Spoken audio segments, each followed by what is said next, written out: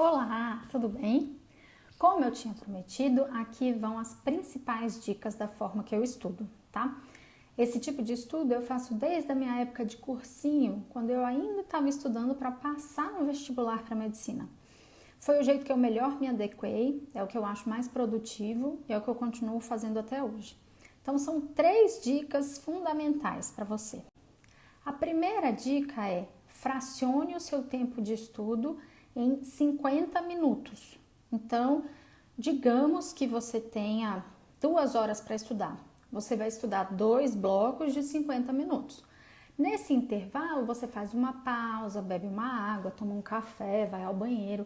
Mas não adianta ficar forçando o mesmo assunto mais que 50 minutos, porque isso é antiprodutivo, você não concentra, você perde o foco, ok? Segunda dica: leia em várias fontes diferentes. Isso agiliza o seu aprendizado porque você se familiariza com novas palavras e com novas formas de ser apresentada aquela matéria para você.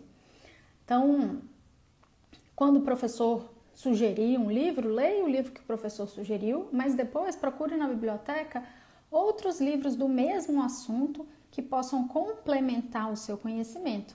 Às vezes, o jeito que aquele livro que o professor sugeriu, às vezes a forma com que está escrito pode ser um pouco confusa e isso acaba atrapalhando o jeito de você entender. Então, você testando pelo menos 3 fontes diferentes, isso faz com que você leia, revise e aprenda de um jeito novo. Por exemplo, a matéria que você está estudando é pneumonia. Você lê no livro de clínica médica pneumonia. Então, você vai ler no Harrison, ou no Cécio, ou no Antônio Carlos Lopes. Depois que você acabar de ler pneumonia, você vai para o outro livro que você vai ler pneumonia. Então, pode ser, por exemplo, no Robbins, que fala das bases das patologias, né, das doenças. Depois que você terminar, você pode ler, por exemplo, no livro de infectologia. Percebe que é a mesma doença, mas com focos diferentes? Isso ajuda muito a você entender a fisiopatologia da doença, que é a base estrutural que vai levar ao sofrimento físico, estrutural e orgânico da pessoa, ok?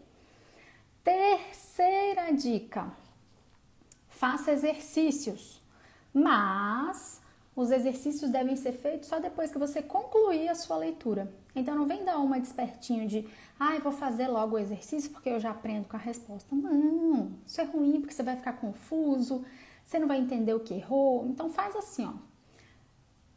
Divide seu tempo em 50 minutos, leia sobre aquele tópico em uma fonte, depois leia sobre o mesmo tópico em outra fonte, depois leia na terceira fonte. Aí sim você está preparado para fazer os exercícios, porque você já vai ter uma base de conhecimento muito maior e muito mais profunda, e isso vai te deixar ali o exercício só para treinar mesmo, para botar em prática, não é para aprender, tá, gente? A gente não aprende com exercício, a gente coloca em prática o pensamento, ok?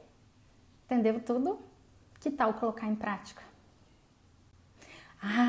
Quer uma dica bônus? Essa é sensacional. Não estude por apostilinha, nem por resuminho, porque isso não é estudar. Isso é decorar.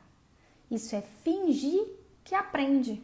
E olha, se você for médico, né, ou se você estiver estudando para se formar um médico, você precisa aprender de verdade. Porque um dia, alguma vida vai depender do seu conhecimento.